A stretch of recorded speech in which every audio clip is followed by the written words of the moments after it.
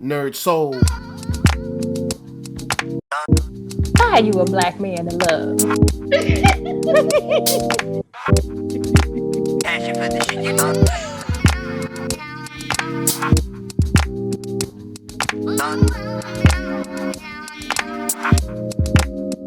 All right, hello everybody. Welcome back, or maybe I should be saying welcome to Black Together, a walk in her shoes. We have been gone for quite some time, so we are finally back. So we want to thank you all for joining us. For those that are new, welcome. For those that have been wondering, where have y'all been? Welcome back to y'all. I am Lady Lisa, and I'm here with my sister, cousin, partner in crime, Madam Buddaphlai. Say hello. Peace, love, and light, everybody. All right. So, guys, with everything that's going on, with just regular old life, we had to take some time off, just take care of business, take care of some things. But we are excited to be back. We do have a brand new topic that hopefully all of you will be excited about chiming in on. We today are going to be talking about higher learning. And this is a two-part series. This is part 1 of 2. And this part is homeschool versus public school. Homeschool versus public school. So for such an occasion, Madam Buddaphlai, what do we have for the feats? Well, today we have an Eastland Women's Oxford, because today we're talking about, as you said, homeschooling versus public schooling.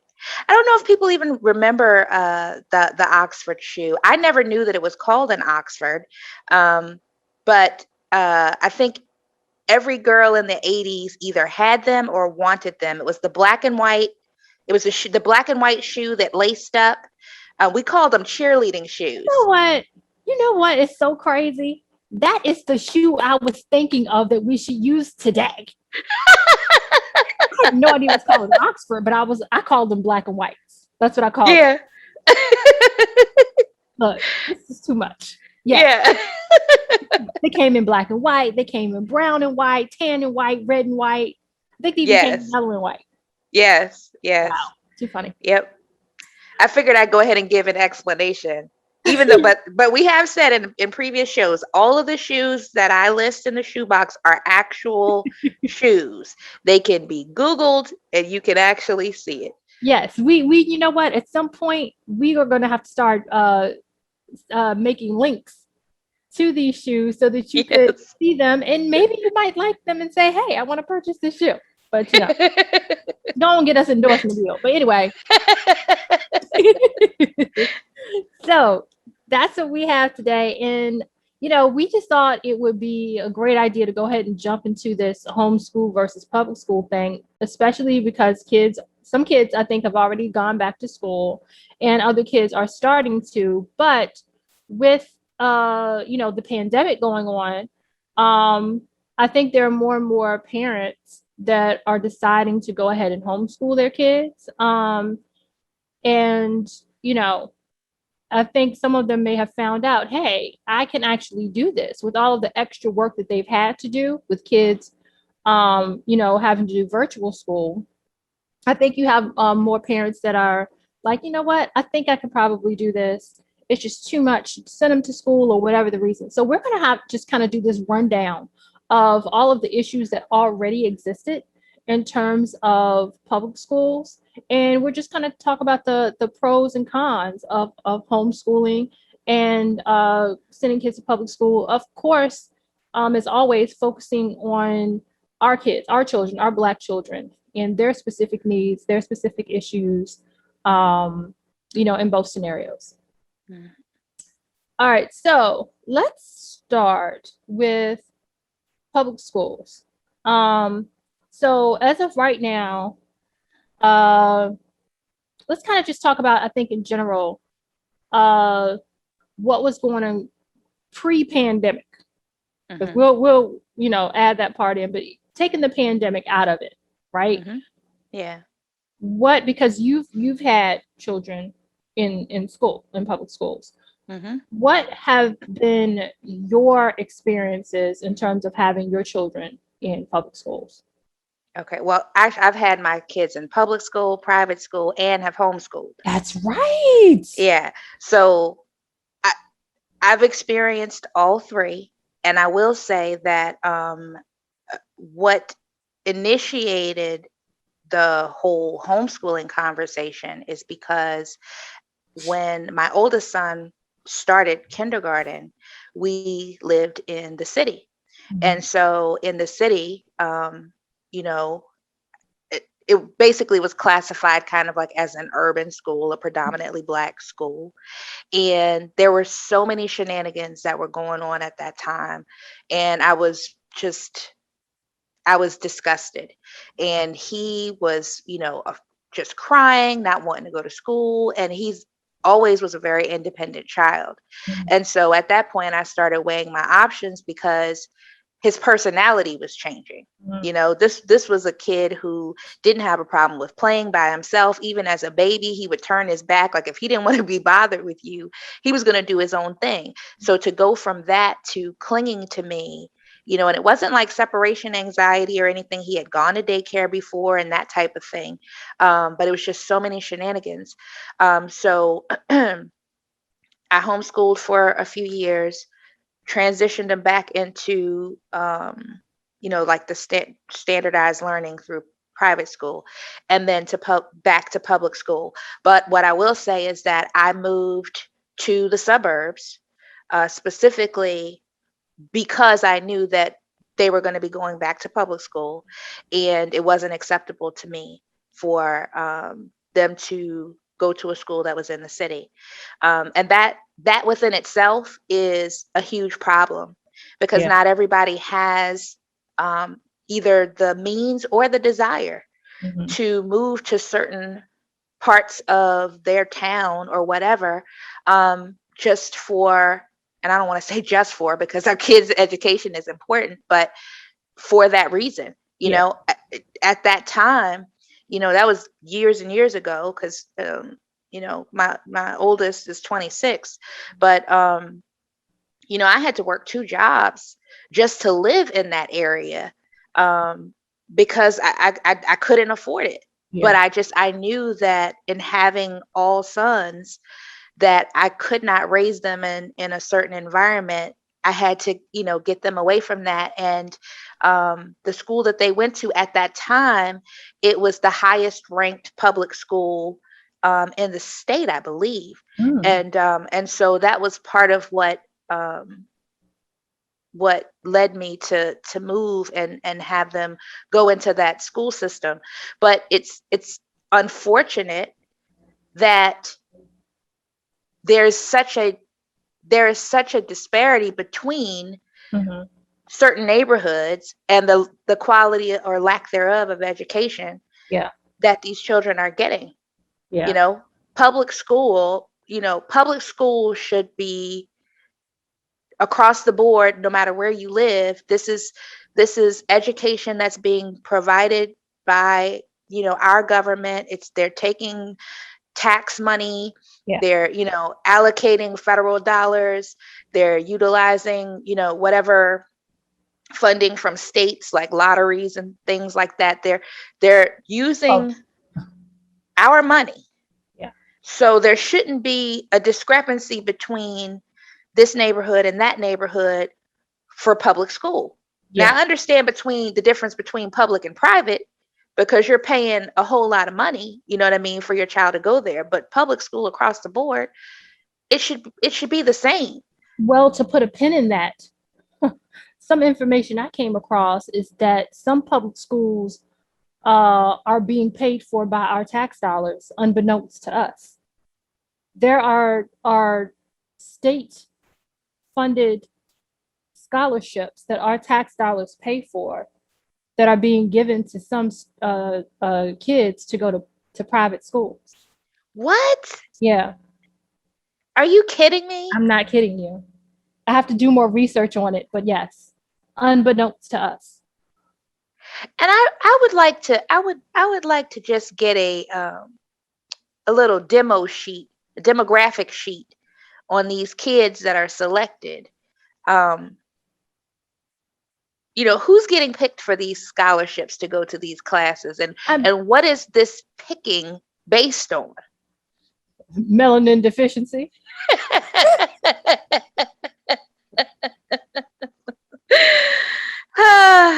Yeah. Yeah. Yeah. That's crazy. Mm-hmm. Not surprising. Yeah, but crazy. Mm-hmm. You know, yeah. So, whew, there's so much. That's the thing. There's so much to cover. You know, that I know we could really honestly just kind of be all over the place. So we're going to do our best to kind of do this in a way that makes sense and it's kind of orderly, but it's so much and something that it can seems and should be so simplistic, as in, I don't know, equally funding schools for children, you know. Yeah. So we know, like you said, you know, there's that element of private schools, but I don't, you know, to keep it simple, I don't think we're really going to go into private schools. We're going to kind of keep it to homeschooling versus public schooling, just to keep it simple. And, you know, maybe we'll visit private schools at another time. But let's kind of go into starting with public schools. I think you had come across like some stats or some information. Yes. Okay. So so according to the U.S. Department of Education, the federal government contributes about 8% to funding U.S. public schools. The local government allocates education funding from the revenue generated by property tax and other fundraising efforts. So that basically lets us know, okay, 8% is contributed by the federal government. So I would imagine the way that this is written, that this 8% is spread amongst everybody. And so that's already problematic to me. And I don't want to go off on a tangent, but I just want to just kind of put things in the proper context. You know, all of this stuff that's going on with Afghanistan and the amount of money that was spent over the last 20 years for training Afghan soldiers, the weapons, the helicopters, the tanks, all of those things that were supplied to their government that is now in the hands of the Taliban or Taliban, whatever, however you want to pronounce it. Trillions upon trillions of dollars, you know. And then when it comes to education, there's 8% that's allocated. Yeah. You know, the priorities are so ridiculous I think to the average person, priorities are ridiculous because most of us are not driven by this need to oppress and subjugate others. You know what I mean? And so a lot of these things are by design. You know, whether it's 8% or not, we know that the majority of that 8% is being funneled into certain neighborhoods, and certain people are being able to benefit from that. And, you know, there's even penalties in some states where if you send your child to a school that is outside of their school zone without proper authorization, you could be fined or jailed. And I remember a story with a woman, a Black lady, probably within the last 5 years, and she was jailed for that for a very long time. Yeah. And it's like, you know, when you really think about it, she's trying to she recognized the differences in what was being offered, and she wanted to give her child the best, which all parents do. Right. Or I should say most parents do. And so she was put in jail for that. Yeah. Yeah. It's crazy. It's absolutely bananas. It's absolutely bananas. And the other thing, you know, that really needs to change is when they said the revenue generated by property taxes. See, that's the other big I don't even know what to even call it. But I guess the catch is when your school is getting money or not getting money, dependent Mm-hmm. upon the property taxes, that we Mm-hmm. already know why it's set up that way. Mm-hmm. We know that the property taxes in the suburbs, 9 times out of 10, 9.99 times out of 10, are going to Mm-hmm. be higher than the property taxes that you have in the city, Mm-hmm. which means that the schools in the city, therefore, will get less money. So it Mm-hmm. doesn't take a rocket scientist to figure out why city schools suffer so much in terms of supplies, in terms of even quality of teachers, because of course, then you can't pay teachers as much. You know, Yep. it's this whole trickle down, and not in a positive way. You know, Mm-hmm. this whole trickle down of issues and problems that occur, and you go all the way back to these rules, laws, and regulations that have been put in place for a specific reason. Because the only reason why you would say that, you know, how much money a school gets depending upon property taxes is to make sure that areas that have higher value homes Mm-hmm. get better funding for their schools, because we know that areas with higher value homes have people that make more money, or on and on and on and on. We don't have to get Yes. into all of that. Yes. So the whole thing is a setup. Yes. And I don't want to be Miss Conspiracy Theorist. I'm just saying what I see. I'm just saying what's there. So the Yeah. whole thing is a setup. So that's a problem going in to public schools before you get in the door, per se, to even talk about the issues inside of the walls, the existence and how public schools, I don't want to say came into existence, but how public schools are now set up is a whole big issue Yeah. in terms of that. So it's setting up the children that are in what you consider urban areas for failure, or for at the least struggle. Mm-hmm. You're already set up for struggle, you know, from the get-go. Yep. um so let's kind of get into, um let's get in some of the cons, more cons, I guess you'd say, of I was of like, because did we say anything good about it? I don't. it's free, it's free. Oh, but But you paying a price. well, you know, your first vial of crack is usually free too. So I'm just saying, that's from my understanding, your first little bit, they don't get that to you free because they know you'll be back and they know they're gonna have Exactly. you hooked. So That's true. Just because it's free does not mean you're not paying a price. mm, That's the truth. I'm not calling public schools crack. All right, y'all. I'm just Oh, y'all just that's right. I forgot about all the disclaimers that we have to give when we when we do uh, this show. just roll with me, y'all. Roll with me. Uh, All right. So some of the cons are issues of our children, Black children, being overly disciplined. And so I actually found an article, US News, if I can get that open, maybe possibly. Let's see, here we go. So this is once again, this is US News, and this is, let me see if I can find a date one. This is October of 2020. And the title of it is School Suspension Data Shows Glaring Disparities in Discipline by Race. So, you know, we know for most people, we don't have to find an article source for you to, you know, understand this. I mean, this isn't new news, if you will. I just know some people are like, oh, well, you say that, but where is it reported? You know, where's the data? So here you go, and there it is. All right. So again, US News.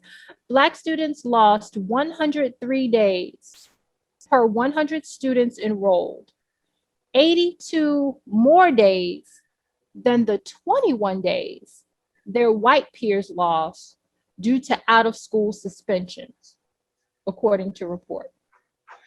Okay. So, hold on, it's just saying close. I hate these pop-ups. So bear with me. Here we go.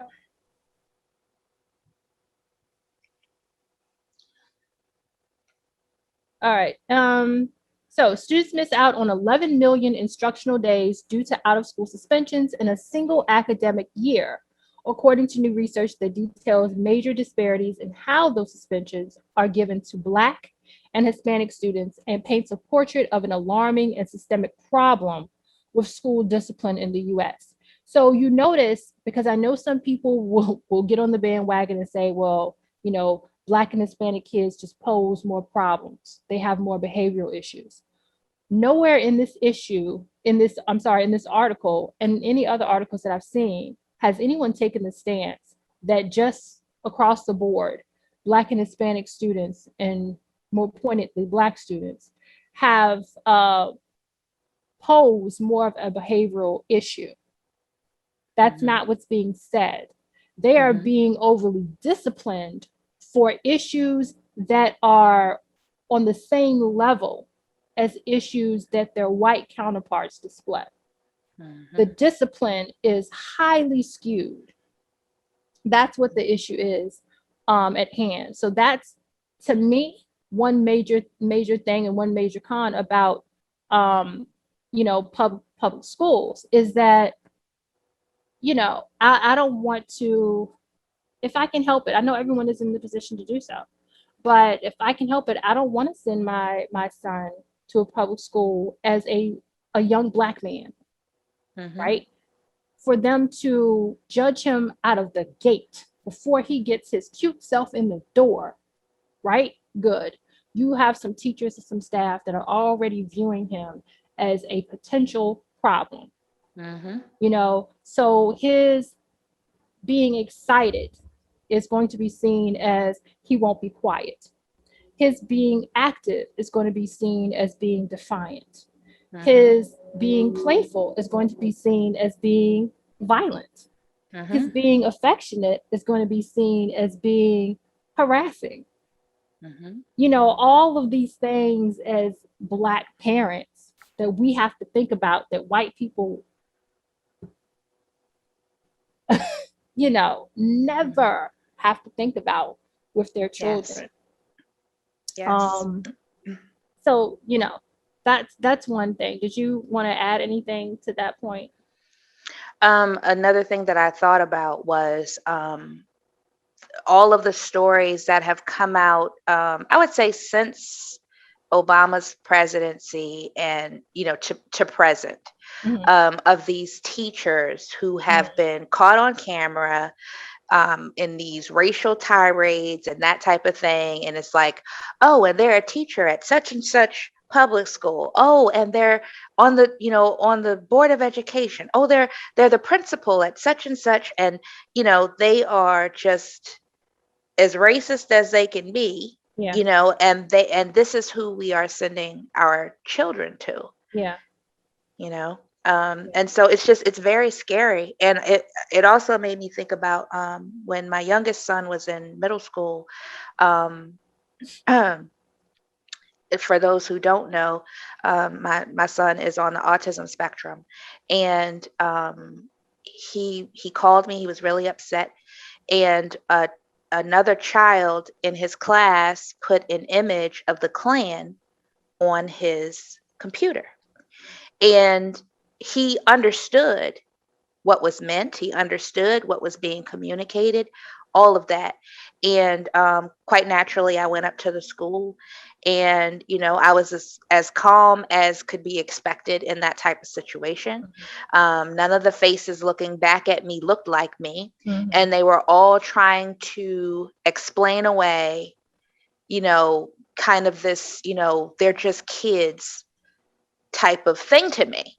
And I'm like, no, this is very specific.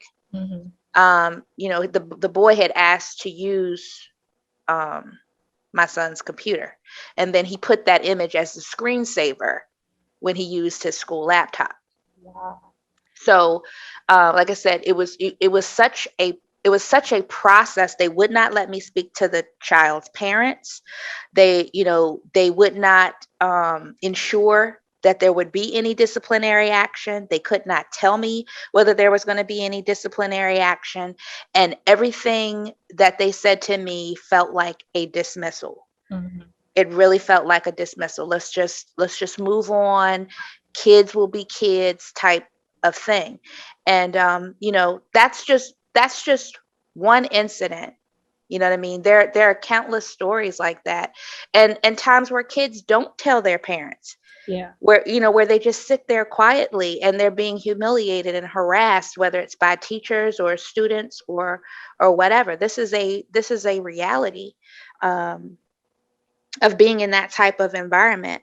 There is no vetting as far as the teachers are concerned. They're not vetted based upon their social awareness. They're vetted based upon their education or their experience. Mm-hmm. And it's a scary thing. Yeah, it is.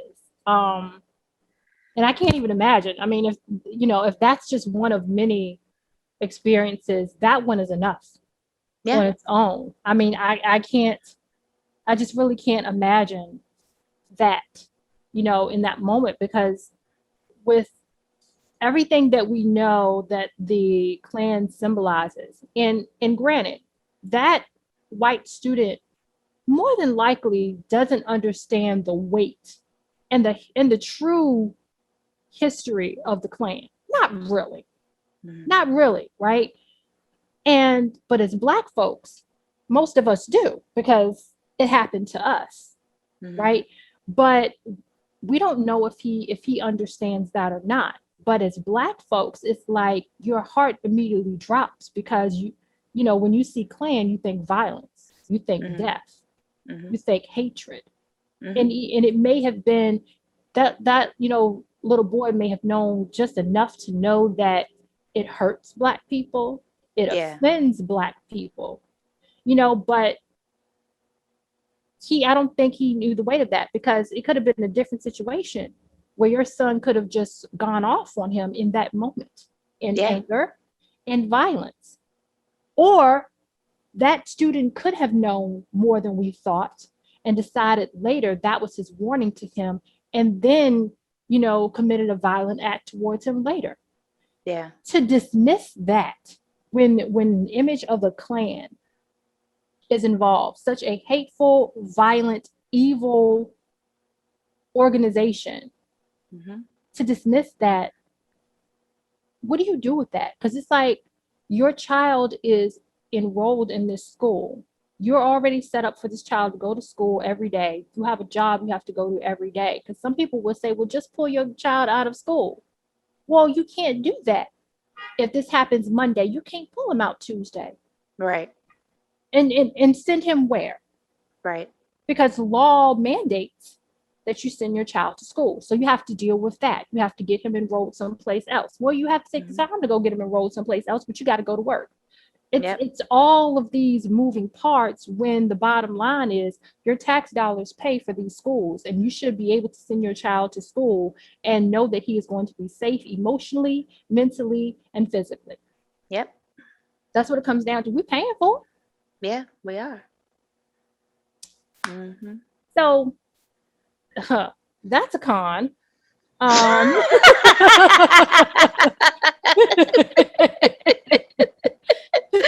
say the least.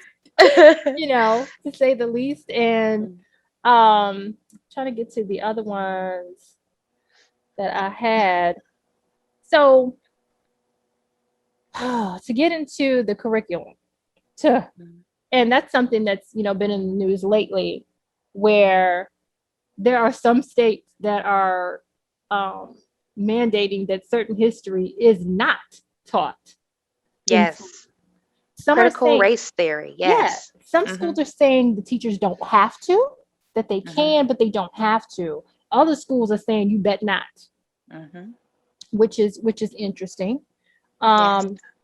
And I saw a post on Facebook earlier today, actually, where someone was making a point about, our history not being taught properly or being, just totally lied about and so on and so forth. And someone, was like, well, we're at a point as Black people where, we shouldn't still be depending on public school systems to be completely teaching our children everything they need to know. We need to take a part and do it ourselves. I agree with that, but the point someone else made was we paying our tax dollars. Mm-hmm. So why is it that we have to just say, oh, well, and just go ahead and make up the difference, but keep shelling out our money for Right. our kids to get half but education, or totally education that's a complete lie, Right. or skewed to make y'all feel better about what your ancestors did. Exactly. And not only that, like whomever decided what the curriculum was going to be, and developed textbooks, and all of those people deemed it important enough to have all but 10 pages talk about European contributions. And you being nice with the 10. Right. And then, the 10 or less pages has everybody else in there. So that means Black, Hispanic, Asian, like everybody else is in those 10 or less pages. So let's be real. We getting 1 or 2. Let's be real. And when I say 1 or 2, I'm talking about front, back. That's 1, 2. Slavery, cotton. Look, Martin Luther King. That's it. We got y'all from Africa, and then here come Martin Luther King. Y'all free. Look, I remember it. I remember the little social studies books that be like this thin. I remember in 5th grade. 5th grade was the first time I noticed it. In 5th grade, I remember our social studies book was about this big, right? About this big. And I remember we talked about the Indians and the Native Americans and the Incas and the Pilgrims. And then we went on to like when they brought us over in the boats. Next thing I know, we talked about civil rights.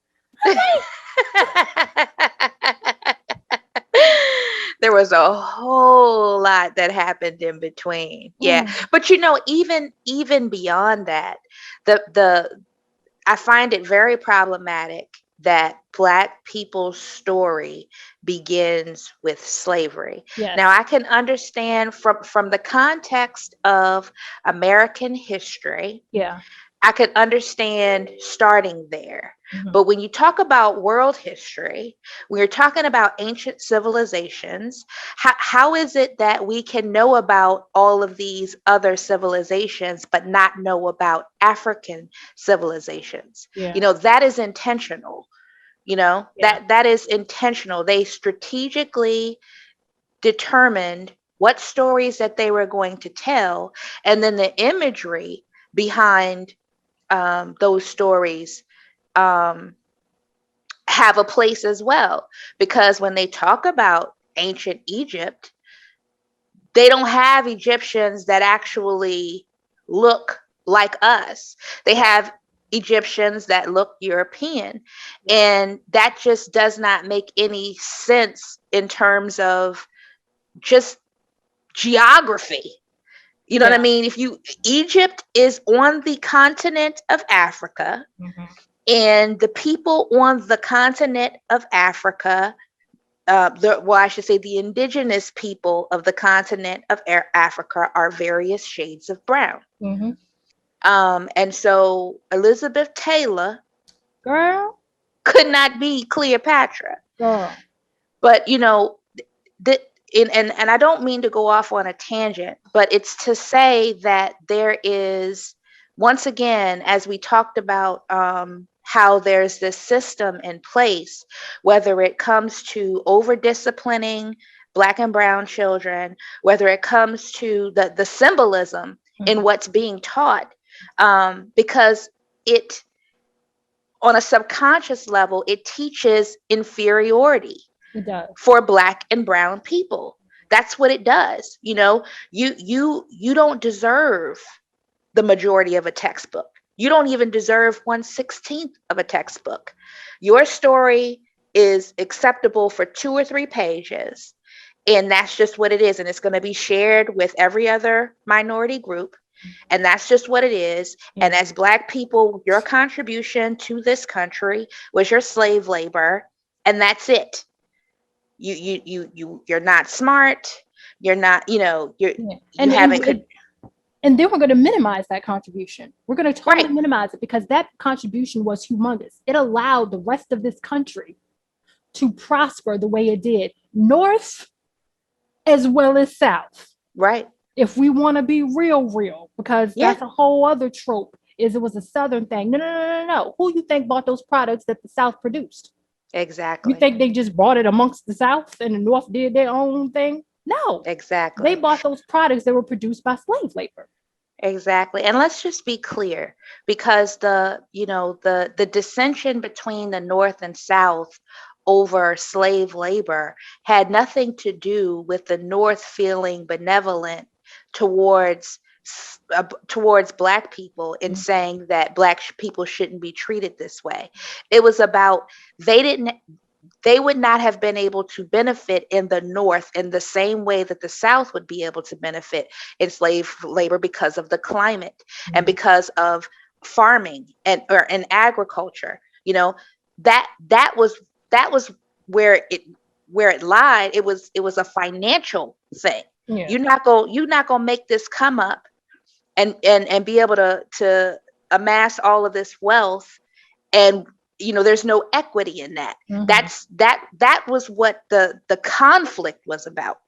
And so in the same way, moving forward to the civil rights movement, it wasn't that there was a majority of people who said, hey, Black people should get to go where we go and live how we live. And no, it was a financial decision, because Black people decided to band together and we started boycotting people, and we had our own system, and they realized how much money that they were losing because we had our own schools, our own doctors, our own banks, all of this stuff.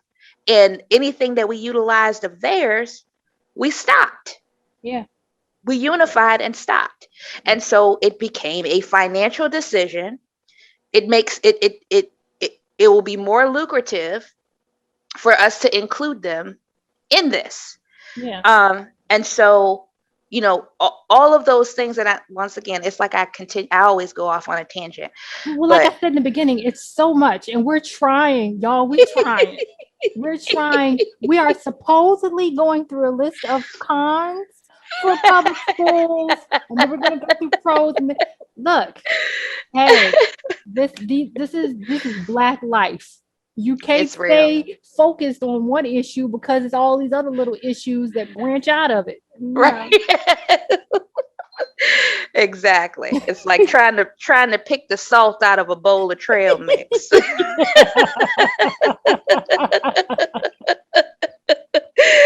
You can try, but you're never going to get it. You're picking up the salt, and then you ate all the M&Ms. But that's a whole other issue. Yeah, I mean, there's so much, and this is not all of this conversation is just a real deal conversation. Yeah. Our perspective, this is not to make anybody feel bad or less than. If your children go to public school, like I said before, my children have gone to public school as well. This is just a conversation about some of the things that are problematic. Absolutely. When it comes to our children being in this type of environment. Absolutely. And, all of these things with just things happening on top of things happening, with all these incidents in the last few years that have happened that we've seen on the news, with children being, mistreated, little children, as well as teenagers being mistreated, totally mistreated, in schools being assaulted.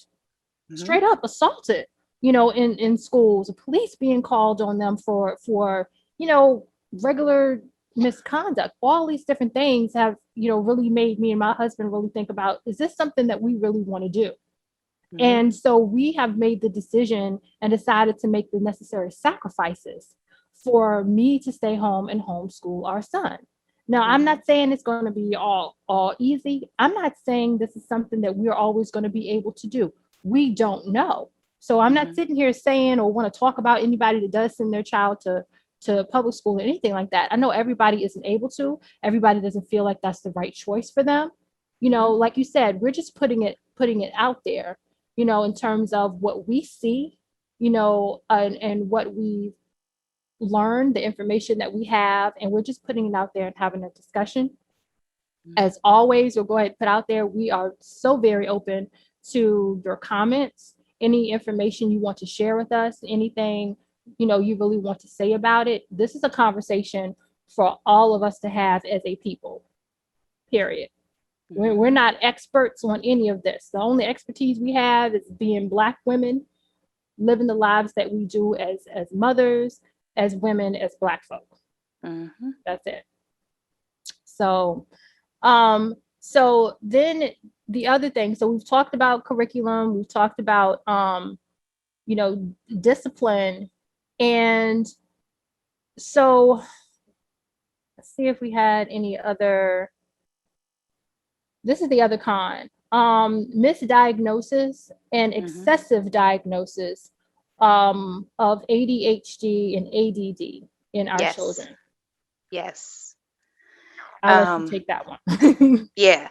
Firsthand, firsthand experience. So my two youngest children. Um, well, let me start off with my youngest child because that had the most complications. So first and foremost, I noticed a change in my son's behavior when he was about 2, after he got vaccinated, when he got his vaccinations at the age of 2. I couldn't put my finger on exactly what all was happening, but I did notice that some of the words that he was able to say prior to that, he was not able to say after that. So fast forward, he goes into kindergarten. At that point, he's pretty much nonverbal. He can make sounds to communicate what he wanted, but he could not formulate sentences. So they started with a speech pathologist. So they said, well, we're going to put him in speech therapy so that he can develop his language skills. Okay, cool. So then they start having this conversation with me about ADHD. Now I'm sitting here thinking, like, my child is not hyper at all. So I don't get that part, but they were focusing like on the attention deficit. And, I didn't know, I didn't know what to know or what not to know Right. because I had never been in this situation or knew anyone who had been in this situation. And so the first conversation that they were having with me was about medication. Okay. Around the same time, my next to the youngest son, who they're 2 years apart in age, they start having the same conversation about him. Now, he had not had any of the signs, symptoms, conditions that my youngest son had, but they were talking about attention deficit. And so I'm thinking, okay, well, they're telling me this. Maybe maybe they know what they're talking about or whatever. So they started with, let's see, my kids were on Ritalin, they were on Concerta. Um, and there was one more that I can't think of. And I will tell you, I woke up at like 2 or 3 o'clock in the morning. My son was zonked out of his mind. He was no more than 6 or 7, zonked out of his mind trying to walk out of the front door. Oh my God. He had no idea what was going on. He was barely conscious, but he was trying to walk out of the front door. And at that moment, I threw all of the pills away. And Mhm. I was like, I don't care what you got to say. I'm going to start looking into the holistic approach for all of the things that they were saying that they were seeing at the school. Because, like you had to fill out a questionnaire, the teacher had to fill out a questionnaire of all of the things that they were noticing and all of this. So I started looking into holistic approaches to address those issues. Okay, so fast forward, we're done with the medication, my youngest son. So they started to notice that he had some sensitivity to sound, which I already knew. He didn't like, like if the music was too loud or whatever, he would complain. So I started sending earplugs to school. Mhm. And it was like, and I don't want to, belabor the whole point, but let's just say that there were, they were piecemealing different things, different conditions that he had, and nobody was looking at it holistically. It was just, okay, he has this problem. Let's do this. Let's separate him. Let's put him in this class. All of these things. He was not diagnosed with Asperger's, which is on the autism spectrum, for those that don't know, until he was about 13. Wow. So through all of this time, he's being shuffled around into, special education and all of this kind of stuff, and this is not just the school. Like, I'm going to doctors, there's this whole team of people that are involved in this whole process. And the crazy thing is, nobody said, hey, let's test him to see if he's on the autism spectrum. It was in his IEP for one of the tests that he had taken. And I don't know how they assessed this, but he tested on the spectrum in his IEP. And so in one of the IEP meetings, one of the teachers said that to me, and I'm like, hold on, wait. What? And so that's how that whole conversation started to develop, and he started to go to neurologists and get the help that he needed.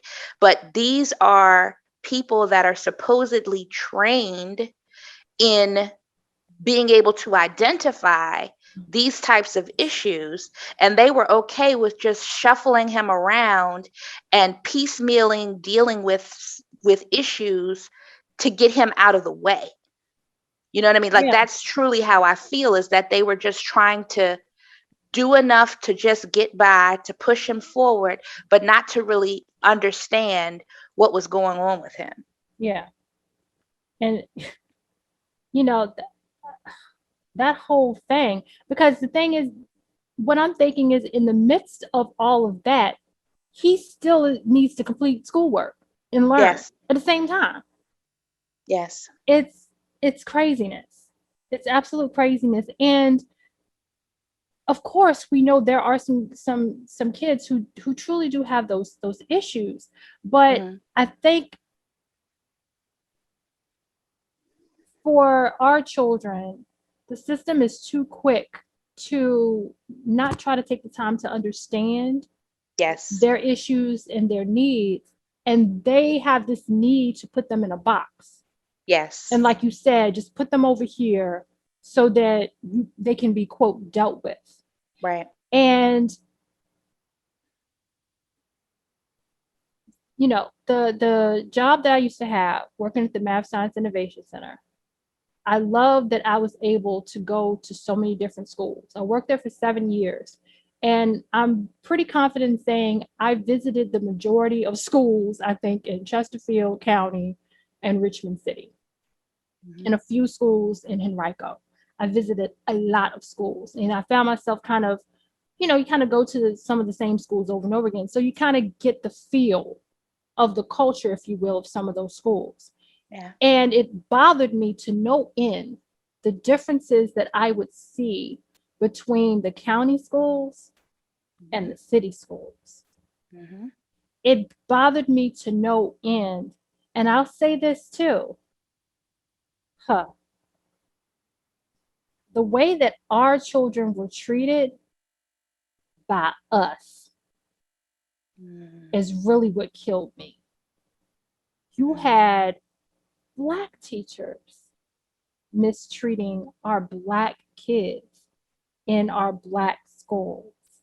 I literally, one school that I went to a few times, I literally saw grown adult female teachers get in the faces of kids in second, maybe third grade, and scream and yell at them. On a regular. The kids were to the point they didn't even really respond anymore. no kind of jumping back, no bulge eyes, no nothing. Because this is every day. This is what we do. This is Wow. this is what we do. And then I hate to say it, Lord, but I remember this school, there were a few white teachers. There weren't many. But you would go into their classrooms because I ended up spending a lot of time in this one school because I did a program in the summer there too. Um, they're calm. You know, the white teachers, they're calm, they're being engaging, talking to them. And guess what? The kids were calm too. And I remember that I went in for a lesson and the kids were kind of there. They were all over the place. First of all, I don't know why it was 3, 4 teachers in one classroom. That's another thing. Why are there so many adults in this room? All of y'all screaming and hollering. I'm confused. But they're kind of all over the place. But, you know, I kind of came down to their level. I used a quieter, calmer voice. Well, if you use a quieter, calmer voice and they see things around them that they want to interact with, they want to hear what you have to say. Well, I can't hear what you have to say if you're being quiet unless I'm quiet. Right. And I remember the teachers, once I did that and the kids were quiet and engaged, and they're all just kind of standing there looking like, and it's like, stop yelling at them. Get Right. out of their faces. These aren't grown adults. And I remember one teacher, and I laughed about it. She got in this boy's face and told him he don't pay no bills around here. Ma'am, neither do you. Oh my goodness. I will never forget that. She told him, you don't pay no bills around. I'm like, it's cool, ma'am. You don't pay no bills around here. I'm confused. Like, are you having flashbacks of what you got going on at home? What's going on? Well, and you know what, that actually was what I thought when you were talking about, getting in that, the teachers getting in their faces and that type of thing. It's like, even though there are some things that are part of the universal Black experience, that should not, to me, that should not be something that's passed down from generation to generation. We don't have to yell and scream at our children. We don't necessarily have to spank, beat, whip, whatever word you want to use, our children. Our children are intelligent and they're able to have conversations with us where we can let them know what is problematic, what isn't problematic. You know what I mean? The energy that you pour into them is the energy that they're going to exude out into the world. Yeah. And so, we shouldn't, especially when you're talking about educators, educators should not be perpetuating that generational ideology that, that is the proper or appropriate way of rearing a child. Yeah. And, just to add to that, I think but we have to consider also that there's a big difference between what a parent decides to do when they are at home and disciplining and raising and rearing a child, and what an educator decides to do in order to get a child to where they need to be in terms of learning, participating, growing, all of those different things. Those are two different approaches.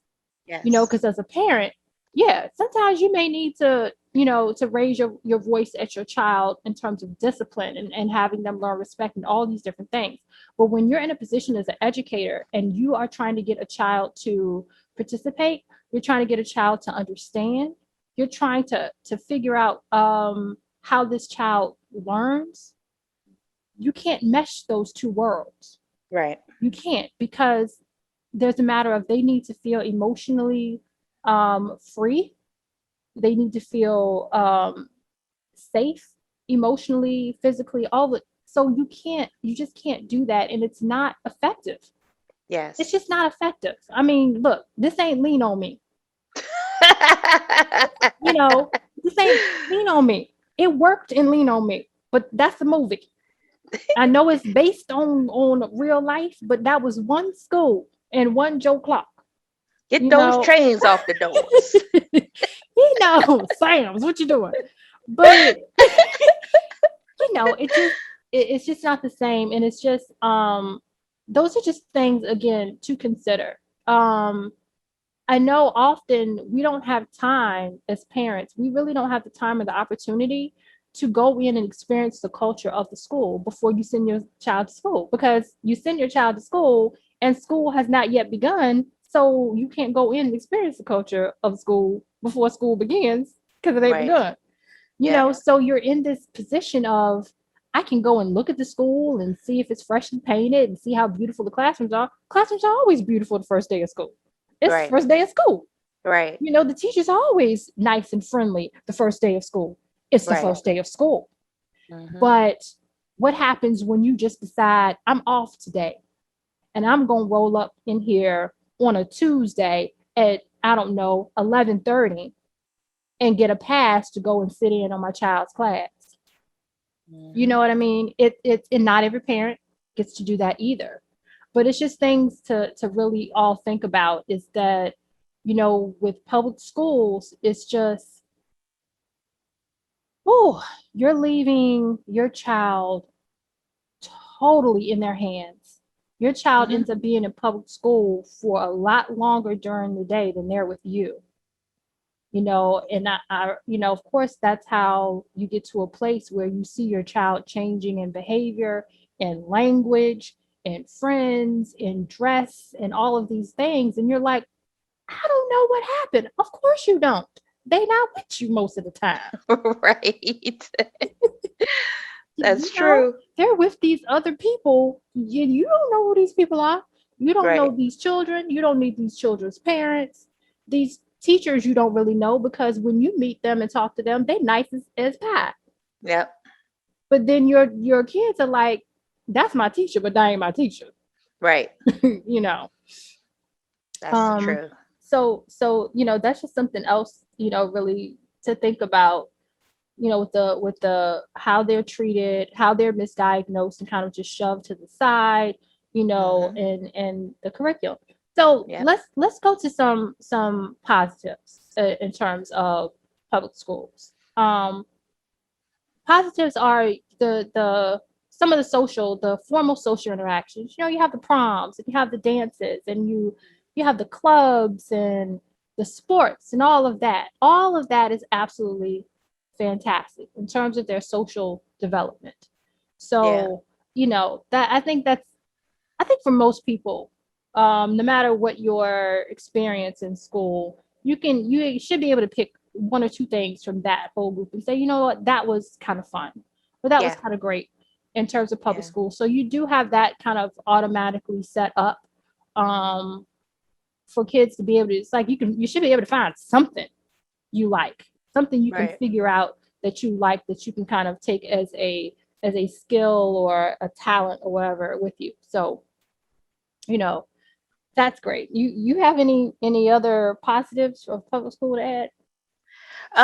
Just when you were talking about the social aspects, there's team sports, but not even just, the organized social settings or events or whatever, but just basic human interaction. Mm-hmm. That's something that's very important once you get into the workforce. Mm-hmm. You know, uh, how if you're considered socially awkward or weird, because you have difficulty being able to communicate and interact with others, that can affect you professionally, Yeah. as you go into the workforce. So I think that's a very important component of it. Also, there is structure. Not to say that there's not structure in homeschooling, but the structure that's in a public school for the most part is uniform. You know that you have to sit in this particular spot from this time to this time. If you're at a point where you're changing classes, at that point you learn the responsibility of time management and all of these different things. And when you're in a house, that's subject to whomever the parent is. For some parents, they like to have a structured curriculum, and for some parents, they rather have like a free range. um, so uh, I think that those types of aspects are important when you think about long term, like adult life, being able to manage time, being able to adapt to structure, that type of thing. Yeah, I agree. So, It's not, we're not saying it's all bad. Once again, we're just trying to, um, give you all, um, the different aspects, of what you're really, really getting and dealing with in public schools. And, just to add in, of course, this little thing that's this pandemic, um, that we have going on. So on top of what was already, um, going on, we have the pandemic to consider. So of course, again, there are some schools that have already started, some that are, getting ready to start. I want to say there are some areas that are, continuing to do virtual schooling. But in other areas, despite how you feel about it, your kids are being required to go back to school. I don't know, honestly, personally, the leniency or the choices that are being given. I don't know if there are areas that are saying you can send them or continue virtual, or if there are areas that are like, look, we're going to school, this is what it is. So that's something else, to think about if you do have a concern about this pandemic, and, um, teachers and staff not being required to be, vaccine, or there not being a mask mandate in your school. That's a lot. It I is a lot. mean, and I just don't think it's realistic, especially when you're talking about the little ones. It's not realistic to expect these babies to keep these masks on all day, Right. to not, Mhm. touch on each other, and because that's what they do. That's Right. that's that's just what they do. So it's really hard, to get them to do that, and to really mandate. And it's a lot. Teachers already got a lot. Lord have Yeah. mercy. They already have a lot. And then when you're really talking about the little ones, it's a lot. I've been in those classrooms. It's a lot to manage. It's like herding cats. It's like telling cats to all sit down all at the same time. By the time you get all of them to sit down at the same time, right, and just be satisfied with the two that's over in the corner doing what they want to do, and then say, now I want you to sit down and learn and repeat. Right. Oh, and keep your mask on, right? Right. And don't touch the person next to you. You just ask Right. too much. You just, no. By the time you get that Ah, done, it's time to go home. yeah. I don't. It's a lot. So yeah, I don't know. Yeah. So That's for sure. yeah, so Uh, that's public school. Indeed it is. Indeed it is. The Indeed it adventures of public is. school. Yeah. Yeah. Um, yeah.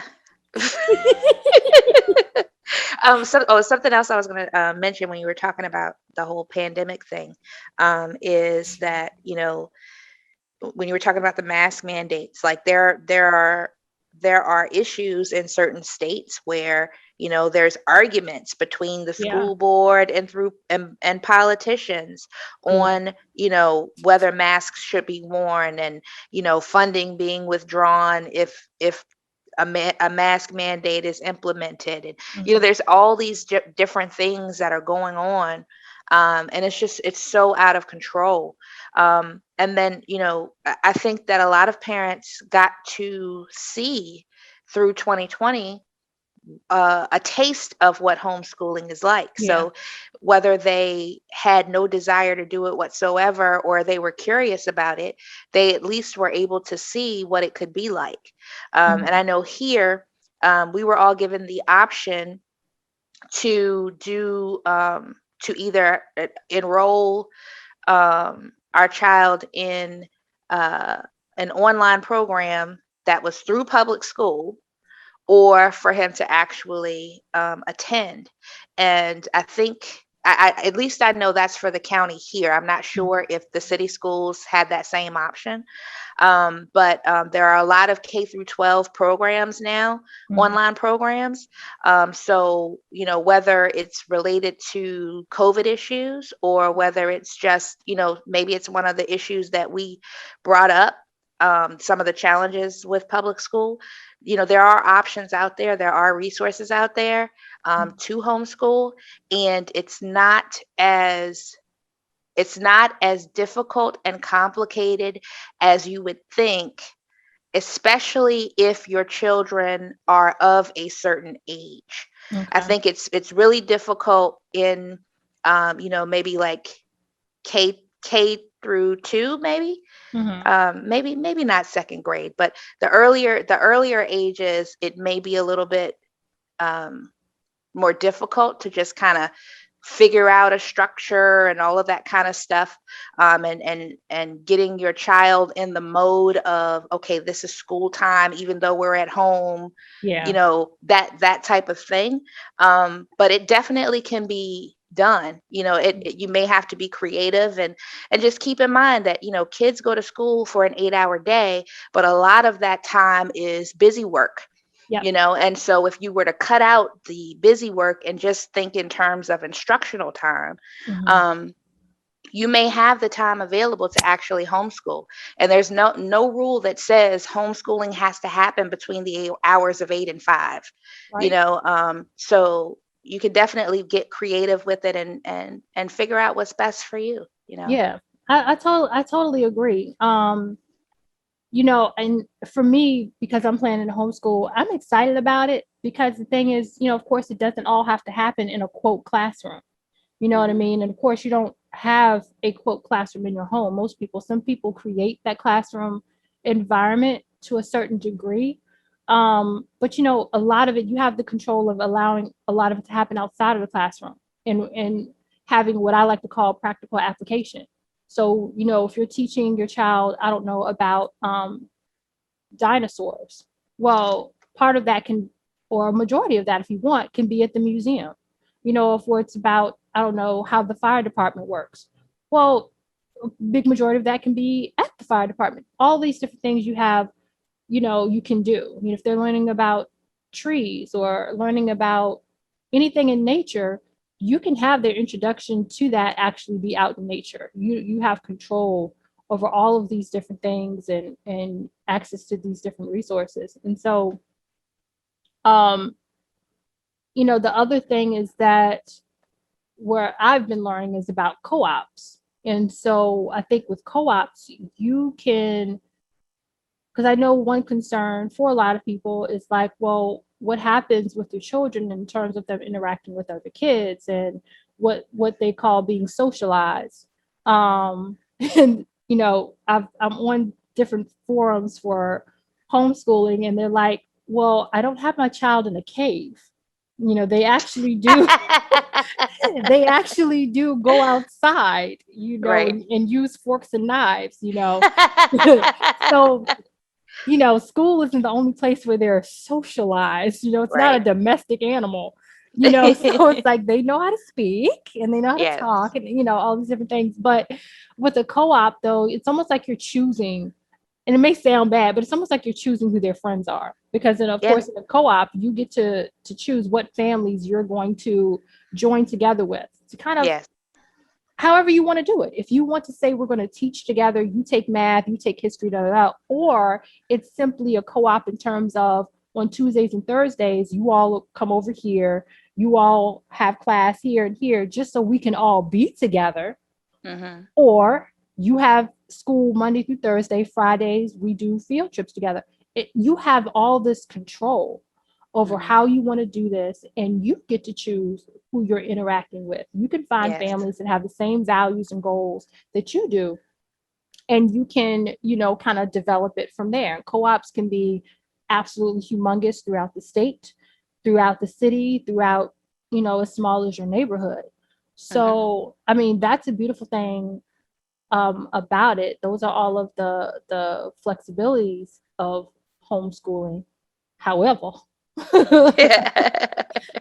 you know, there are some difficulties with There homeschooling. are. What are some difficulties that you recall having when you were homeschooling? Well, I think that introducing the idea to family members who, this is just like an off the wall, at least, 20 years ago, this was an off the wall concept for the majority of Black families. Yeah. And so the assumption was that oh Lord, the children aren't gonna know what to do ever. And so You dumb and your children gonna be dumb too. right. Yeah, and so I think the average person who hasn't ever either experienced homeschooling themselves or known anyone, you start immediately thinking about all of the challenges because you're comparing it to what you know school to be, Yeah, not the ability to maneuver things the way that you need for them to happen yeah. for the overall objective to be accomplished. And so there was definitely a period of time where not only family had to get on board, but that they also had to respect um, the structured environment that I had created Mm, in our home, because we lived, my family basically took up a block, mhm, so there's all kinds of family, several houses all on, a city block, and people are knocking on the door and coming in and all of this stuff and disrupting instructional time. And I mean, in love, of course, mm, but, um, you know, it was definitely a challenge trying to create that boundary. yeah. Like, listen, I understand that you have your ideas, your opinions or whatever, but this is what I'm choosing for my family, and this is how it's going to be. Also, I didn't know much. There weren't the amount of resources that there are now. It just wasn't there 20 years ago. Mhm, And so, trying to understand how to choose a curriculum, how to develop a curriculum, because you may go to a particular company for a curriculum and they may not provide all of the tools that you need, and so being able to put different curriculum items together, and creating your own to support kind of the information that you want mhm. to provide. Those are two of the main things that come to mind when I think about the challenges with homeschooling. Yeah. Um, those are things that I've thought about. I've done a lot of research, and like I said, I've joined some groups like Facebook groups and different things like that. The other thing that I've kind of thought about too is even though you can have co-ops, I would think the difficult part is the like structured events, when it comes to like dances and Hmm. prom and things like that. So it's like you have to kind of make a concerted effort to join with other families and other groups to make those events happen, Yeah. or some form of that. I mean, again, it's kind of like, well, I mean, they don't know about it if they've never experienced it, if they've never heard about it. So that's kind of for us. If now that I'm really thinking about it, that would be more for me than it would be for my child, because it's like, well, what's prom? I mean, Right. I don't, but Right. I don't know, because that's just kind of what it is. Some things, if you really think about it, it's more for the parent than it is the child, but it's all about you trying to make sure they have a well-rounded experiences. Right. Those Yeah. kind of things, those are like great memories. So I would think that, that's difficult. I kind of agree with you. I'm sure it'll be difficult, like understanding, like, yes, we're at home, but we're having school right Yes. now, from this time to this time, where, yes, I was at home when you rang the doorbell. Yes, I was home when you called and you texted. But we're having school right now. Right. So yeah, I'm sure that would be difficult, and the whole trying to explain, why you chose to do this and why this is a better choice, because we've been programmed. We've been programmed to believe that your kid gets to a certain age and they go to school, and that's just what it is. Yeah. But it's like you have to sit back and think about what you're really doing. It's if you really think about it, not to be a conspiracy theorist, it's a little crazy when you really think about it. How, so what you're telling me is I'm gonna send my 5 maybe 6-year-old on a bus, okay, with 29, up to maybe 29 other children, one adult whom I've never met. I don't really know if he got a license for real. I didn't check. But okay, I'm going to send my child on a bus, right? 7 o'clock, maybe 8 o'clock in the morning. Pray that he gets to where he's supposed to go. Assume that he gets to where he's supposed to go safely. To go into a classroom with all these other little kids and this teacher who I've met once on the back to school night, to spend all day in a building with a bunch of other adults whom I don't know, whole bunch of other kids, and assume that this child is safe and accounted for. That's the other issue, and accounted for all day, a whole work day, and then get them, trust that they get them on the right bus. Yes. Safely back to my house at 3. Yes. My baby. My child. Yes. That's a lot. That's the norm. But when you break it down like that, if you were talking to someone from another planet and you told them this, they'd be like, huh? Right. That's true. So that's true. You know, we have to kind of think about this thing, especially when it's to the point where it's not necessarily working for us as Black folks. It's not necessarily working for us. It's getting to the point of it's to our detriment, and we're fighting for our kids to be safe. Forget being educated correctly, right? If you put that aside, we're fighting for them to be safe and not mistreated and not being arrested in elementary school. Yeah. You know, it's to that point, and we just have to, we can't just go along with the okie doke and say, well, that's what it is because that's always what it's been. Okay, well, we what else can we make it? Right. And, you know, homeschool, in my opinion, is something that should be reasonably considered. Co-ops and back to the village mentality, I think should be something that is seriously reconsidered for us as people. I agree. There you go. Well said. So, any final words on homeschool versus new school? Well, I would just encourage anyone who's interested in homeschooling. I'm sure that in your area there is a home educators association of some sort. So, you know, definitely look online, find out what your resources are. A lot of them have conferences throughout the year where you can learn about, you know, structuring your homeschool curriculums, all different types of things. They usually have pretty big workshops. So, you know, well, with COVID, I don't know, but definitely look online and see what your resources are. Yeah, I totally agree. Just research. Ask a lot of questions. You'd be amazed at the information that's online when you just literally type in the question and the topic that you have. It can be overwhelming. That's how much information is out there. It can actually get to the point of being overwhelming. So, and as always, you know, we thank you all for listening.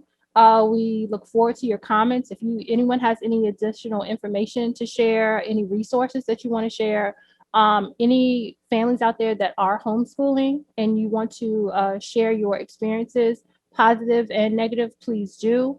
Even if you're an advocate for public schools, please share your thoughts, your ideas with us. All right, so once again, thank you all for listening. We want to thank NERDSoul as always for allowing us to be on this platform. You can check him out on ThatNERDSoul.com. Check out his many videos on YouTube. So we will see y'all next time for part 2 of Higher Learning. Bye, y'all. Peace, love, and light, everybody.